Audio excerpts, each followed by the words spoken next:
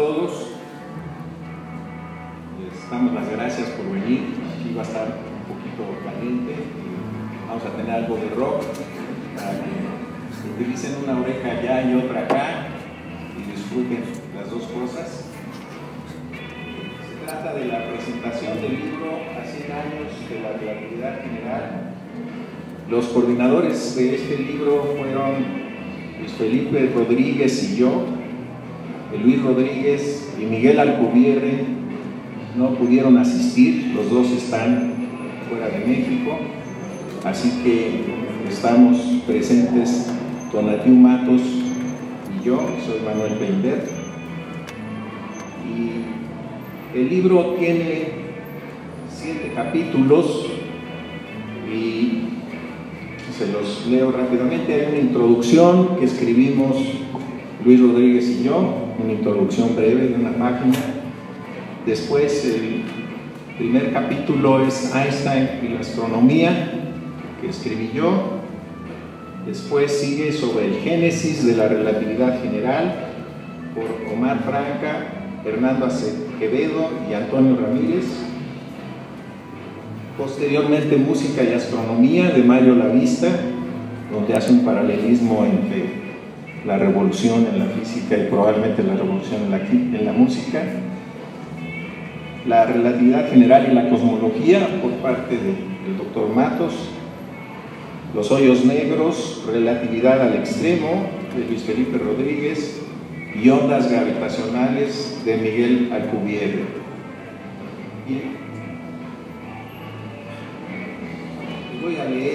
Voy a leer fracciones del texto y Einstein y la astronomía, teoría de la relatividad general. Estamos celebrando la teoría de la relatividad general de Einstein a más de 100 años de su presentación. Se trata de una teoría geométrica de la gravitación con la que los astrónomos trabajamos para desarrollar nuestro conocimiento del universo. Mencionaré brevemente cómo la astronomía se ha beneficiado de la teoría de la relatividad de Einstein y el papel directo e indirecto que este científico ha tenido en este desarrollo. En la teoría de la relatividad general, los objetos masivos distorsionan, deforman el espacio-tiempo y además desvían los rayos de luz, los cuales en lugar de seguir una línea recta, se curvan. Hablaré de la desviación gravitacional de la luz y el eclipse solar del 29 de mayo de 1919. Una predicción de la teoría de la relatividad general es que la luz no viaja en línea recta. Al viajar a través del espacio-tiempo y al acercarse a la distorsión producida por el campo gravitacional de un objeto, la luz se curva.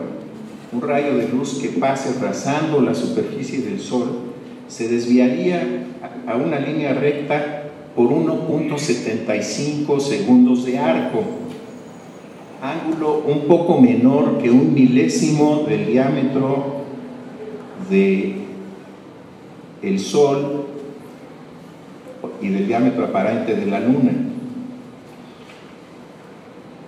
Eddington, gran científico, en 1919 llevó a cabo la observación de un eclipse solar en el Golfo de Guinea y demostró que la distorsión debida al campo gravitacional del Sol midió la desviación debido al campo gravitacional del Sol y esa medición coincidía con las predicciones de la teoría general de la relatividad. Eddington regresó muy contento a Inglaterra y se presentó ante la Sociedad Astronómica Real diciendo que él colocaba como candidato a Einstein para que le dieran la medalla de oro de 1920. Sin embargo, la votación formal del Consejo de la Sociedad Astronómica Real, la propuesta no tuvo los votos necesarios y el premio se declaró desierto. Esto es sorprendente en la medida de que siempre que se propone una cosa así uno ya sabe que vamos a ganar. Pues no, le dieron nada, y esto fue en 1920. Posteriormente, en 1926, se volvió a repetir esto 6 años después, y la Sociedad Astronómica Real inmediatamente dijo que sí, que claro, que le dieran el premio. Hay 3 razones que discuto aquí por qué creo que no se lo dieron. Desde el asunto de la Primera Guerra Mundial, el pleito con los alemanes, el que mucha gente no entendía la relatividad, en fin. Pues, ¿qué sucedió 6 años después? En el momento en que le otorgan la medalla de oro a Einstein, muestro la continuación de un fragmento de la carta que les manda a los miembros del consejo de esta sociedad. Aquel que encuentra una idea que nos permite mirar los secretos de la naturaleza, aunque solo sea mirar un poco más profundo, ha ganado una gran recompensa. Aquel que además obtiene el reconocimiento, la simpatía y el apoyo de las personas más importantes de su tiempo, casi tiene más suerte que la que un ser humano puede manejar. Siendo consciente de lo anterior, les agradezco de la manera más humilde este gran premio que ustedes han juzgado que merezco. Pues esto habla de la personalidad de Einstein. A lo mejor yo los hubiera mandado a volar, pero nunca me hubieran ofrecido ese premio. Creo que me sucede algo similar. Bien, universo estático y la constante cosmológica lambda. Los niños a veces hacen preguntas que los adultos no se atreven a hacer, entonces atrévanse, sean niños otra vez. Por ejemplo, a veces se preguntan por qué a Newton se les cayeron las manzanas encima debido a la fuerza de gravedad y a nosotros no se nos han caído las estrellas encima. Einstein hizo una variante de esta pregunta: ¿por qué las galaxias no se nos han caído encima? Einstein creía que el universo debería ser estático, es decir, sin contraerse ni expandirse, porque pensaba que su edad debería ser muy grande. Propuso que a grandes distancias de nuestra galaxia existía una fuerza de repulsión que equilibraba la fuerza de gravedad, que es una fuerza atractiva. A esta fuerza le asoció la constante cosmológica y le asignó la letra griega lambda. Introdujo esta constante en sus ecuaciones del campo gravitacional que publicó en 1917. Lambda permitía la existencia de un universo con una edad muy grande, que podría ser infinita, y también evitaba el colapso del mismo universo.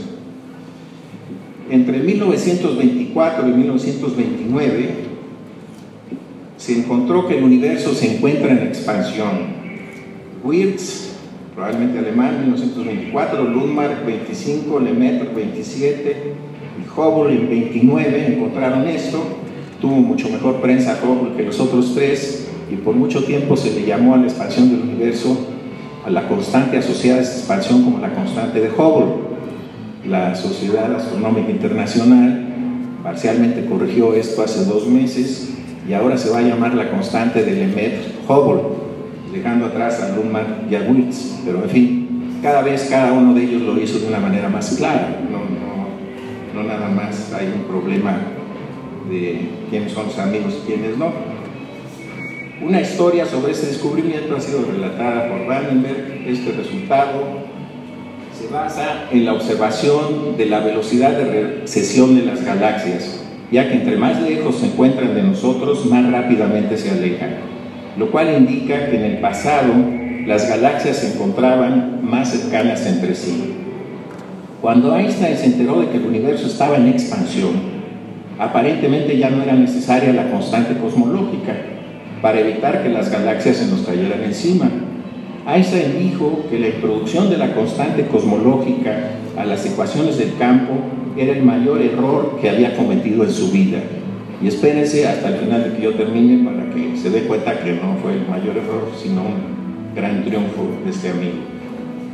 Nos brincamos una serie de cosas y seguimos acá.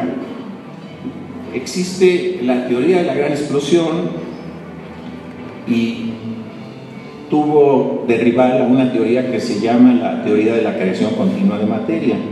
Los astrónomos han buscado la teoría más general posible sobre el universo Y esto los llevó a postular dos principios. El principio cosmológico, que nos dice que no hay un lugar privilegiado en el universo, y el principio cosmológico perfecto, que nos dice que no hay un lugar privilegiado ni un tiempo privilegiado. La teoría de la gran explosión cumple con el principio cosmológico, ya que cualquier observador en cualquier galaxia o cúmulo de galaxias observaría que el universo se está expandiendo. La representación de esta idea en dos dimensiones sería la superficie de un globo que se está inflando. Los cúmulos de galaxias serían puntos en la superficie del globo y desde cualquier punto veríamos que los demás puntos se alejan del punto de referencia. Esto es, no hay un punto privilegiado en el universo.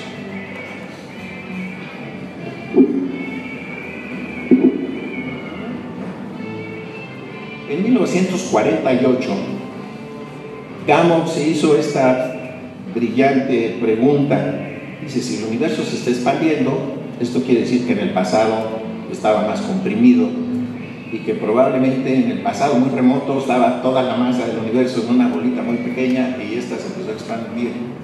Y esto lo podríamos detectar con un radiotelescopio. Fue con su estudiante Alpher y le dijo a Alpher, mira, hay que averiguar si con los radiotelescopios podemos captar esta radiación de fondo del universo. Y le dijo Gamow a Alpher, mira, los científicos son tan olvidadizos que si el artículo se llama Alpher y Gamow se va a olvidar. Ve a hablar con Bethe, que no va a tener nada que ver, y el artículo va a ser el alfa beta gamma, Alpher Bethe Gamow. Pues fue con Bethe y Bethe se murió de risa y dijo, sí, como no, les pongo mi firma. Pusieron la firma y fue a buscar esa radiación y no la encontró. No la encontró y hizo cálculos y dijo, bueno, es que necesitamos un radiotelescopio o 10,000 veces, un área 10,000 veces mayor, o una precisión o sensibilidad 10,000 veces mayor. Entonces, pues no se encontró nada. Se le olvidó a todo mundo el Alpher, Bethe y Gamma. Y en 1965, Arno Penzias y Robert Wilson, por casualidad, empezaron a recibir ondas de radio de todos lados. Y no sabían de ese artículo anterior, preguntaron y de repente a alguien se le ocurrió, ¿qué tal si es la radiación de fondo? Que ya había mencionado Gamow, pero que se les había olvidado a todo el mundo. ¿Qué había pasado? Que la sensibilidad de los radiotelescopios había aumentado por un factor de 10,000 y entonces en 1965 pues ya era posible detectar esto. Entonces, por este descubrimiento, Penzias y Wilson les dieron el premio Nobel. Gamow ya se había muerto en 1978, yo creo que le debería de haber correspondido a Gamow también. Alpher se quedó amargado, creo que todavía vive, era el estudiante mucho más joven, él creyó que le tocaba, y Bethe también ya había muerto. Y vámonos a materia oscura y lentes gravitacionales. 2. Una lente gravitacional es una concentración de materia entre una fuente muy lejana y el observador. La posibilidad de detectar estas lentes gravitacionales predichas por Einstein fue mencionada por Zwicky en 1937. Nadie quería a Zwicky, era muy rezongón, suizo, vino a México y nos invitó a un restaurante, lo llevamos a un restaurante suizo y pidió enchiladas suizas, y llegaron las enchiladas suizas y dijo, ¿y dónde están los suizos? Y dijimos, es la crema, y ya traía las orejas rojas, estaba bufando el pueblo. En fin, no fue sino hasta 1979 que Dennis Walsh, Robert Caldwell y Ray Wyman detectaron la primera lente gravitacional. La concentración de materia cercana, la lente gravitacional, es en general un cúmulo de galaxias que está adelante de uno que está atrás y que lo amplifica. La masa total de una lente gravitacional es alrededor de 6 veces mayor que la masa que contienen todas las estrellas de la lente, lo cual lleva a pensar que existe materia oscura en forma de partículas desconocidas que es 6 veces más abundante que todos los átomos de la tabla periódica que existan en el universo. La presencia de materia oscura también fue inferida por una astrónoma norteamericana que no le hicieron mucho caso, pero que fue brillante su descubrimiento. Ella encontró que en las galaxias espirales, a grandes distancias del centro de la galaxia, en lugar de que la velocidad de rotación disminuya, como en el caso de Plutón, que se mueve muy despacio alrededor del Sol, se movían igual de rápido que los que estaban más cerca. Y entonces dijo, debe de haber materia oscura. Entonces ella también encontró este resultado. Ni Zwicky ni ella se sacaron ningún premio Nobel, pero yo creo que estaban a ese nivel. Ondas gravitacionales. Un pulsar es una estrella de neutrones en un sistema binario con una zona más brillante que el resto de su superficie. El pulsar, al girar en torno a su eje varias veces por segundo, emite variaciones en la intensidad de la luz. En este caso, usualmente son ondas de radio que recibimos. Russell Holtz y Joseph Taylor descubrieron un sistema binario 74 formado por un pulsar y otra estrella de neutrones que se trasladan alrededor del centro de masa del sistema, completando una órbita cada 7 horas. Taylor y Weisberg en 82 encontraron la órbita del pulsar alrededor del centro de masa del sistema y encuentran que disminuye esa distancia con el tiempo debido a la energía en ondas gravitacionales emitida de acuerdo con la predicción de Einstein. Esta detección indirecta de las ondas gravitacionales llevaron a Holtz y a Taylor a obtener el premio Nobel de Física.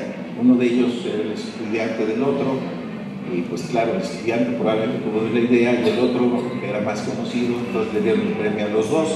Cuando aparece un estudiante con una gran idea, inmediatamente le digo, sí hombre, échale, públicala, y si pones mi nombre, adelante. En los años 80 del siglo pasado, Rainer Weiss, Kip Thorne, Richard Feynman y Ronald Dreyer propusieron la creación de un observatorio terrestre de interferometría con 2 láseres para detectar ondas gravitacionales directamente. LIGO, un acrónimo por sus palabras en inglés. La detección directa de ondas gravitacionales se realizó por primera vez con LIGO el 14 de septiembre de 2015. Las ondas gravitacionales se produjeron por la fusión de 2 hoyos negros de 29 y 36 masas solares. Esta fusión ocurrió hace 1.300 millones de años y el producto fue un hoyo negro de 62 masas solares y una fracción de segundo, y en una fracción de segundo las 3 masas solares restantes se convirtieron en ondas gravitacionales con una energía dada por la ecuación famosa de Einstein, E igual a m por c al cuadrado. Esas 3 masas lo multiplican por la velocidad al cuadrado y les da el número de áreas que se produjeron, y estos se detectaron en nuestro planeta. El premio Nobel de la Física, o sea, la ecuación es E igual a la masa por la velocidad de la luz al cuadrado. El premio Nobel de Física se le otorgó también a Thorne, Parrish y Weiss el 3 de octubre de 2017, que impulsaron mucho la creación de estos detectores.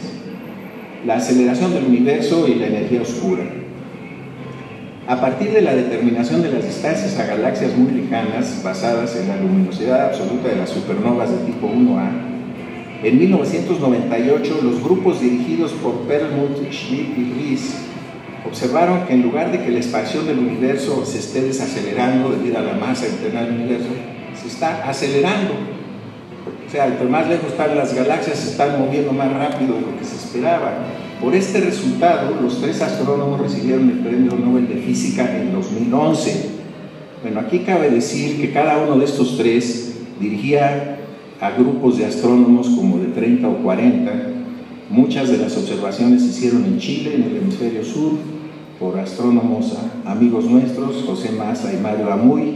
Y claro, el premio Nobel se da a 3 personas como máximo, y todos estos otros 80 astrónomos pues se quedaron con la felicidad de que lo que hicieron sirvió para un premio Nobel. A estos 2 los vistieron de pingüinos y fueron a dar a Suecia, Massa y Amuy, y estaban pues muy contentos de haber ido y muy tristes en el sentido de que arañaron el premio Nobel. La manera más simple de explicar esta aceleración, y aquí es donde Einstein otra vez se vuelve fabulosamente importante, es echar mano de la constante cosmológica de Einstein, la cual la introdujo en sus ecuaciones del campo en 1917 para obtener un universo estático. Esta constante se puede interpretar como una componente de repulsión que hay que agregar a la fuerza gravitacional, que es atractiva, componente de repulsión que se vuelve importante a grandes distancias. Componentes del universo. John Mather y George Smoot obtuvieron el Premio Nobel de Física en 2006 por haber descubierto que la radiación cósmica de microondas tiene forma de cuerpo negro y que es anisotrópica, muestra pequeñas variaciones de intensidad al ir de un punto a otro del cielo. Estos resultados los lograron al analizar las observaciones obtenidas con el satélite COBE, aunque otra vez hubo cientos de gentes que trabajaron en esto. Estudiando la distribución de las variaciones de temperatura en la radiación fósil o de fondo del universo por medio del espectro de potencia angular, es posible encontrar la densidad total de materia del universo observable. La determinación más reciente se ha hecho por medio del satélite Planck. A partir de la radiación de fondo se encuentran tres componentes de la densidad de masa o energía del universo. La suma de estos tres componentes indica que el universo es plano o euclidiano. El 68% de la densidad de masa se debe a energía oscura, que nadie sabe qué es, el 27% a materia oscura y solo el 5% a la materia que forma todos los elementos de la tabla periódica, a la que se le llama materia bariónica. La materia bariónica forma las estrellas, los planetas y todo lo que existe en la Tierra, incluyendo los seres vivos. Entonces no somos tan importantes, nada más somos el 5% de todo lo que hay. Las observaciones de la radiación fósil o de fondo realizadas por el satélite Planck están apoyadas por los resultados siguientes. A partir del cociente primordial de helio-hidrógeno determinado en galaxias donde todavía no se ha modificado su composición química, se encuentra que únicamente el 5% de la masa del universo se debe a la materia incluida en los elementos de la tabla periódica. Segundo, a partir de las curvas de rotación de las galaxias espirales y de las lentes gravitacionales, se encuentra que el 27% de la masa de las galaxias se debe a materia oscura. ¿Qué quiere decir esto oscuro? Oscuro quiere decir que no se sabe. Entonces, a lo mejor, quién sabe qué vaya a ser. Y probablemente constituida por partículas desconocidas. Y C, la aceleración de la expansión del universo a largas distancias con respecto a nosotros implica que aproximadamente el 68% de la masa energía del universo se debe a materia oscura, a energía oscura. La explicación más aceptada de este resultado es que se debe a la constante cosmológica de lambda introducida en 1917 por Einstein. Y el gran error de Einstein se vuelve otro de sus grandes aciertos. Conclusiones. A finales de los años 20 del siglo pasado, cuando se encontró que el universo estaba en expansión, se dice que Einstein afirmó que la introducción de la constante cosmológica lambda en las ecuaciones del campo había sido el mayor error de su vida. Einstein se murió en los 50, por ahí. Pero a partir de 1998, lambda se convirtió, por razones distintas a las que Einstein propuso en 1917, en otro de sus grandes aciertos. Al modelo cosmológico más aceptado en la actualidad se le llama modelo de materia oscura fría lambda. El gran error de Einstein es la mejor idea que tenemos para explicar la energía oscura, es decir, el 68% de la masa energía del universo. Muchas gracias.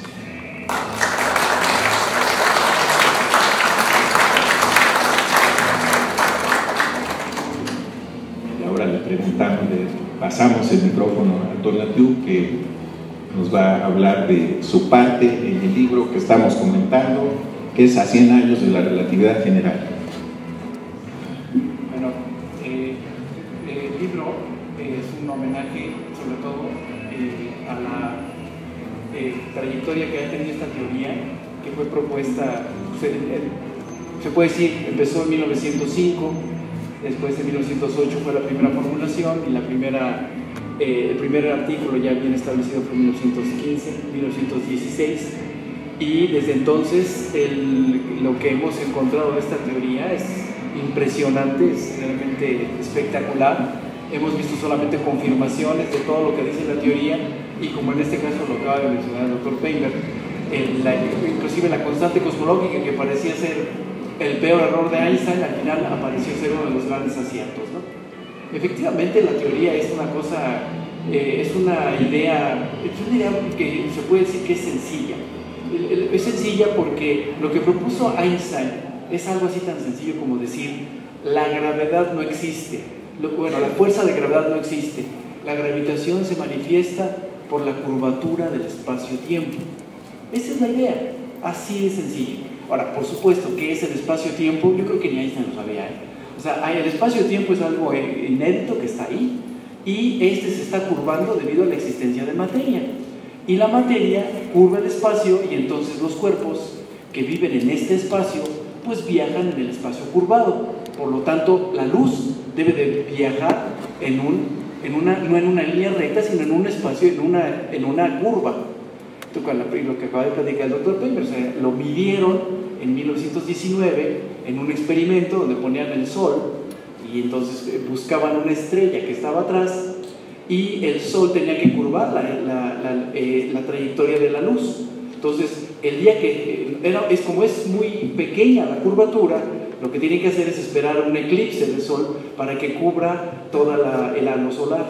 Entonces esperaron el eclipse, midieron, sacaron las fotografías, se esperaron unos meses, volvieron a medir la posición y se dieron cuenta de que estaba en otro lado las estrellas que habían fotografiado. ¿Qué quiere decir? La luz había movido en una trayectoria curva. Entonces fue la primera comprobación fuerte de la relatividad general. La otra fue cuando se predijo que la trayectoria de Mercurio no debería de ser exactamente como lo había predicho Kepler. Kepler había dicho que la trayectoria tenía que ser una elipse, y lo que encuentran es que la elipse está girando a su vez. Es una elipse, sí, pero está girando la elipse, y no lo podían explicar los astrónomos. Y Einstein dice, miren, tiene que girar con esta amplitud anual, bueno, en este caso cada 100 años. La midieron y justo lo que había predicho Einstein. Entonces fue la segunda comprobación. Y después hubo más comprobaciones. Hay una, por ejemplo, que es muy interesante. Un fotón no tiene masa. Su luz no tiene masa, la luz. Entonces no tiene por qué sentir fuerza de gravedad. Porque la fuerza de gravedad, según Newton, es que está determinada por la masa de los dos cuerpos. Si uno de los dos no tiene masa, pues entonces no tiene fuerza. Sin embargo, cuando sale el fotón de la Tierra, se siente atraído por la Tierra. ¿Por qué? Pues por la curvatura del espacio-tiempo que provoca la Tierra. Y eso en 1962, con un efecto que se llama Moss-Bauer, lo midieron y dijeron, wow, y es exactamente lo que predice Einstein. Y si les sigo contando, las predicciones de Einstein se han ido confirmando una tras otra. Ya en la actualidad se dice que la teoría de Einstein está confirmada con alrededor del 1% de error. O sea, es prácticamente exacta, ¿no? Es increíble. Es la segunda teoría más exacta que tiene la humanidad. La otra es el modelo estándar. Entonces, tenemos que creerle, ¿no? Pero yo creo que sus repercusiones más fabulosas, donde hemos estado impresionados, es en la cosmología. Porque la teoría de Einstein desde el principio, en este caso fue un matemático ruso, y después fue Lemaitre, y después el primero fue Friedman en 1921, después Lemaitre y otros matemáticos, al final fueron Robinson Walker, determinaron que la teoría de Einstein implicaba que el universo no podía estar estático, como Einstein y como todo el mundo pensaba. Pues es obvio, si uno ve las estrellas y pone un telescopio y todos los días ve el universo, pues las estrellas no se mueven. Aunque queramos, las estrellas se mueven muy poquito. Entonces, pues el universo tenía que ser estático. Y sin embargo, la teoría de Einstein predecía que tenía que ser dinámico. O se tenía que expandir o se tenía que colapsar. Y entonces, en los años 20, al final de los años 20, 26, 27, Hubble demuestra con su telescopio, fue antes que Hubble, pero eso la historia la saben más los astrónomos que los físicos, pero al final fue Hubble el que publicó esto y determinó que efectivamente las galaxias se alejaban unas de otras. Eso implicaba que el universo estaba en expansión. Einstein se enojó, dijo, no puede ser, inclusive fue a visitar a Hubble allá a Los Ángeles y todo eso, y después cuando ya platicaron y después de una semana dijo, sí es cierto, me equivoqué, es el peor error de mi vida, el universo sí está en expansión, ¿no? Y las predicciones de la teoría de Einstein se han ido repitiendo una tras otra, hasta más o menos los años 90. En los años 90 empezó la primera cosa que no parecía que estaba en concordancia con la teoría de Einstein, que era el descubrimiento de una nueva fuerza que estaba provocando la existencia de las galaxias. Sin esta fuerza, o sin esta materia, o sin esto extra, las galaxias no se forman y no son estables. Y después lo descubrieron en cúmulos de... Bueno, primero lo descubrieron en cúmulos de galaxias, después en galaxias, y se ha ido confirmando cada vez más. Eso le llamamos materia oscura, como dice el doctor Paper. La materia oscura le decimos oscuro porque no sabemos qué es. El oscuro nomás viene por eso, somos ignorantes, para nosotros es oscuro, ¿no? Y efectivamente ahora en la actualidad se conocen ya muchísimas repercusiones de ella. La más fuerte y la manera de medirlo con la mayor precisión es lo que comentaba el doctor Paper. Imagínense que tienen al principio del universo, el universo como está en expansión, entonces tuvo que haber estado en una región muy pequeña. Cuando es muy pequeño, la temperatura es altísima, porque algo muy pequeño se calienta más. Pero si el universo todo completo está en una región del tamaño de un átomo de hidrógeno, ¿sí? Imagínense que la temperatura que debe tener. Bueno, se calcula que debe ser algo así como 10 a la 90 grados Kelvin. Eso es imprescindible, o sea, eso es inimaginable. Entonces, todas las partículas están en interacción unas con otras. Pero conforme el universo se empieza a expandir, entonces el universo se empieza a enfriar. Y entre más se expande, más se enfría. Y entonces, como se enfría, la energía de las partículas disminuye. Y entonces el choque empieza a ser cada vez menos y menos y menos y menos, hasta que deja de colapsar, hasta que dejan de chocar las partículas. Las últimas que dejan de chocar son los fotones contra los electrones. Dejan de chocar los fotones contra los electrones y entonces los fotones empiezan a viajar libremente. La pregunta que se hicieron los astrónomos allá por los años 70, 80 fue, pues si están viajando libremente tantos fotones, pues los puedo fotografiar, ¿no? Fotones, pues quiere decir con foto, ¿no? Le saco una foto y ya tengo algo así. Y los primeros que lo fotografiaron fueron Penzias y Wilson, como decía el doctor Paper, pero, digo, fue una foto no en el óptico, fue en los microondas, y esa foto ellos ni siquiera sabían que la habían sacado.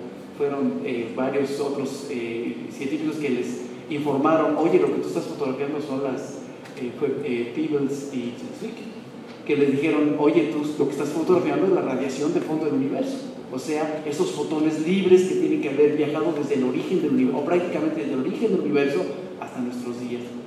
Entonces, pues, vinieron otros astrónomos, como fueron George Moot y Matthew, que fotografiaron, hicieron la misma fotografía, pero ahora con una mayor precisión. Es como si hubieran mandado a comprar un lentesote, ¿no? Un lente más exacto. Y después compraron otro más grande y otro más grande, ¿no?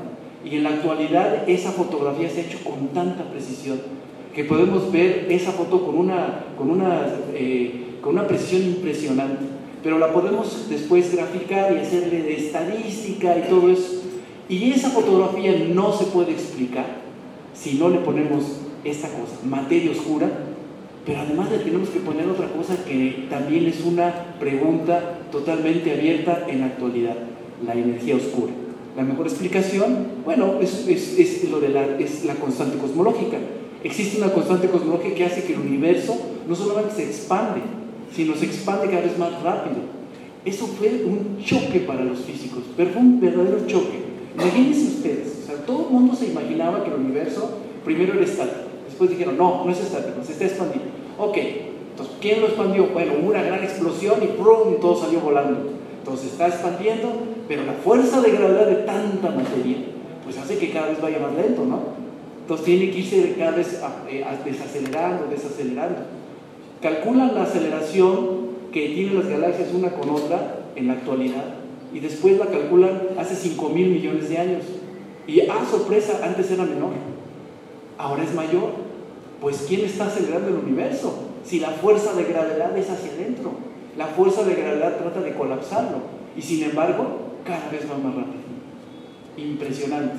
¿Qué es esa energía oscura? Bueno, una hipótesis, la constante cosmológica. Y una vez se los digo, las observaciones del año pasado hacen que la constante cosmológica no sea constante, esté variando. Entonces, otra vez, la pregunta queda todavía en el aire. No sabemos qué es lo que está haciendo que el universo se expanda aceleradamente. Tampoco sabemos qué está haciendo que se formen las galaxias. ¿Hipótesis? No, cada uno tiene su hipótesis, hasta yo.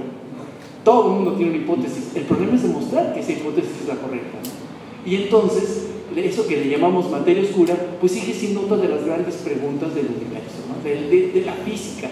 sigue siendo una de las grandes preguntas del pensamiento humano. Y les voy a decir por qué.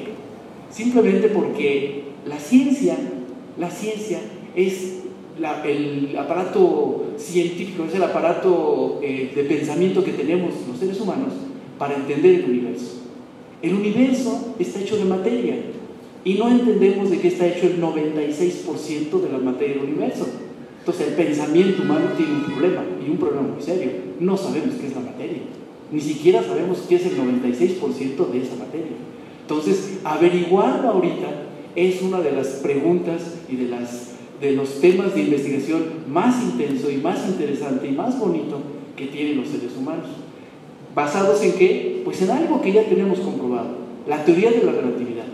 No podemos ni siquiera por un ápice decir eso está mal. No. La teoría de la relatividad es nuestra guía directa. Y después el modelo estándar es otra guía que tenemos. Y después, bueno, pues si no violamos eso, pues podemos imaginarnos muchísimas cosas, ¿no? Y este es ahorita el camino que han estado siguiendo los científicos. En el libro se platica un poquito sobre eso. Y les quiero platicar rápido, antes de que termine mi tiempo. Ay, me quedan 2 minutos.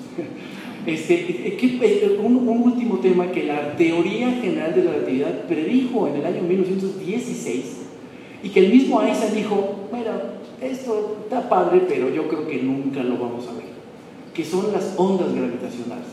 Las ondas gravitacionales son, imagínense ustedes, no sé, una sábana, y la mueven, y entonces la sábana se mueve, y entonces se forman perturbaciones, como si fueran olas del mar, o ustedes ven un lago perfectamente plano, y le avientan una piedrita y se hace una onda, ¿no?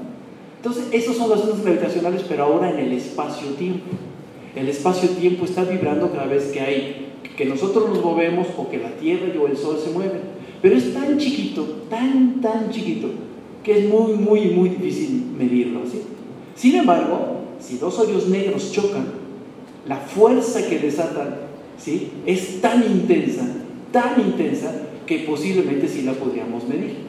Esa fue la idea que tuvieron en los años 60, pues Kip Thorne y todos los que sacaron el premio Nobel ahorita por las ondas gravitacionales. Pero aún así, del choque de hoyos negros, detectarlo ahorita implicaba que la onda gravitacional iba a tener una amplitud que es más pequeña que el átomo de hidrógeno.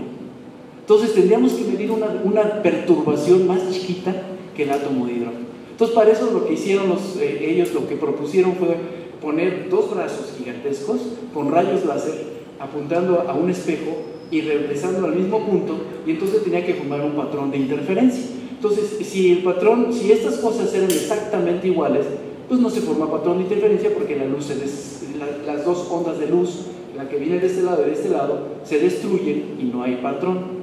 Pero si este empieza a moverse, se empieza a formar un patrón. Calcularon el patrón, pero para eso tenían que hacer simulaciones numéricas impresionantes, utilizando todas las computadoras, por ejemplo, que tenían los europeos, o que tenían la NASA, cosas por el estilo. Digo, ahorita ya en México, hasta en México hay una computadora que puede hacer eso. Pero en la época en que se hizo, tardaron 30 años formulando los códigos numéricos para poder hacer esas simulaciones. Después de 30 años lograron hacer las primeras simulaciones, lograron obtener el patrón, y a sorpresa, de repente con este interferómetro llega la primera onda y detectan exactamente lo que habían predicho. En otras palabras, otra vez Einstein tuvo razón. De 1916 hasta el 2016, y exactamente 100 años después, detectan algo que Einstein dijo, no, es tan pequeño que nunca lo vamos a ver. Y sí lo vimos. Y eso también da inicio a una nueva época de la astronomía, lo que vamos a llamar la gravitoastronomía. Hemos visto el universo en el espectro de luz, o sea, en el espectro electromagnético. Desde radio hasta rayos gamma, eso todos son campos electromagnéticos. Pero ahora, con esto, podemos verlo en el espectro gravitacional. Las ondas gravitacionales nos abren todo un panorama para ver el universo, inclusive desde su origen, porque las ondas gravitacionales se mueven a lo largo de esta radiación de fondo y todo eso, no le importa la onda gravitacional. Entonces podemos ver inclusive el origen del universo.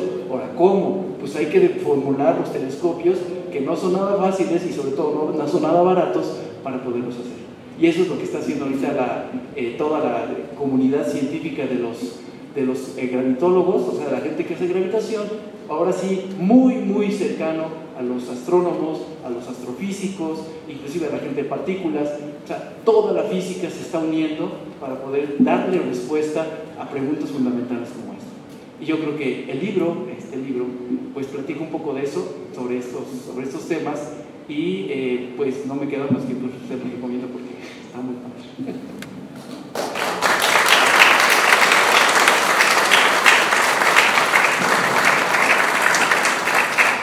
Tenemos tiempo para preguntas, opiniones, expresiones. Veo una mano allá y luego acá. Entonces, tú, adelante. Gracias. Ahorita hay una teoría que dice que la Tierra es plana, que porque si vemos un barco, veríamos el mástil conforme se va alejando su trasera redonda. Sin embargo, lo vemos siempre plano. Salta la dirección, ¿no?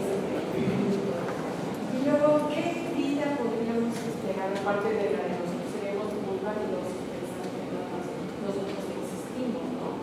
¿Qué tipo de otra vida podría haber? Gracias. Adelante. Yo creo que estas teorías de que la Tierra es plana, yo no sé de dónde salieron.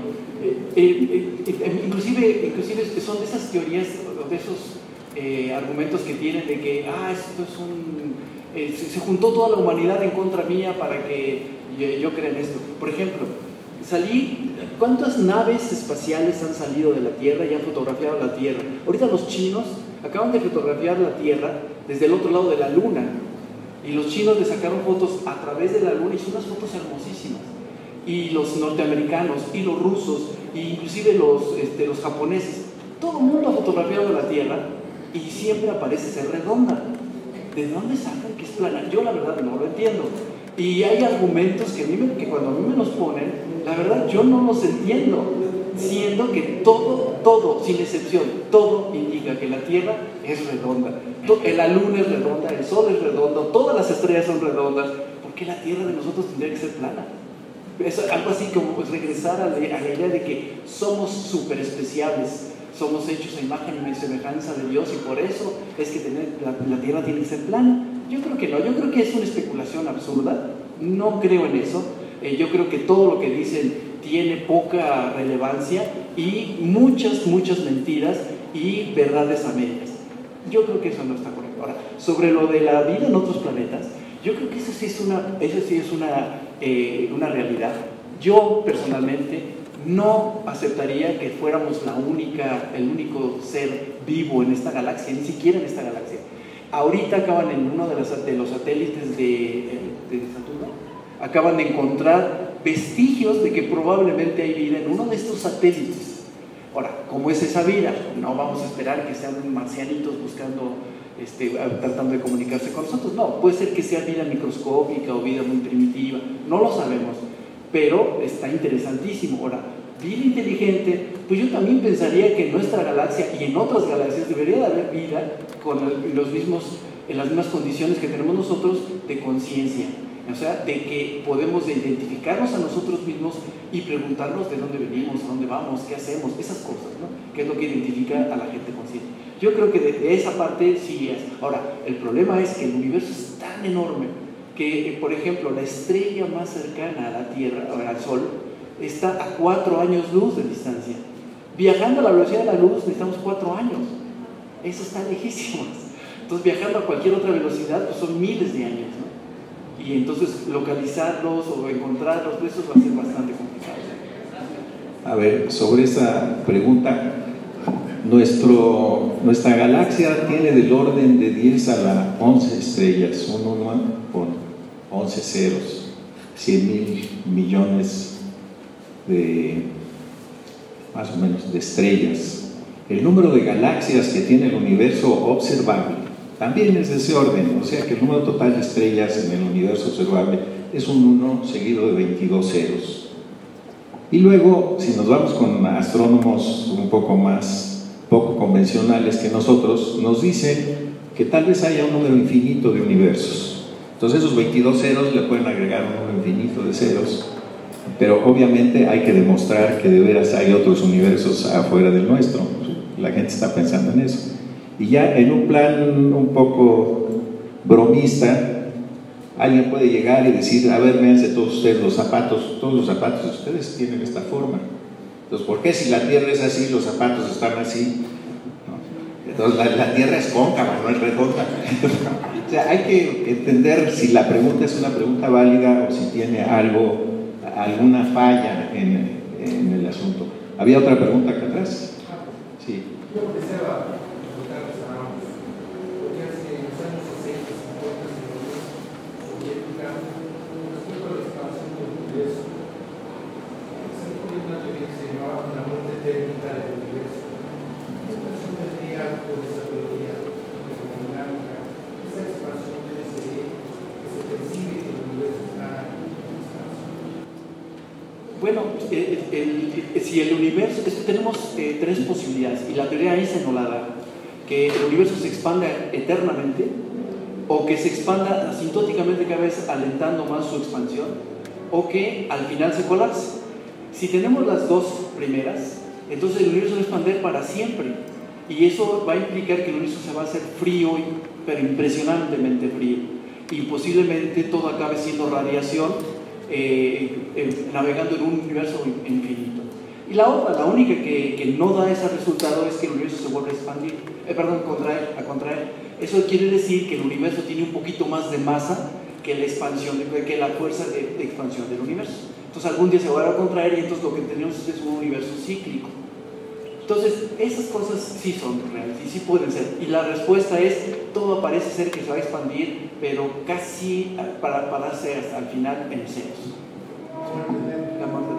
Señores, desafortunadamente el tiempo se nos ha agotado.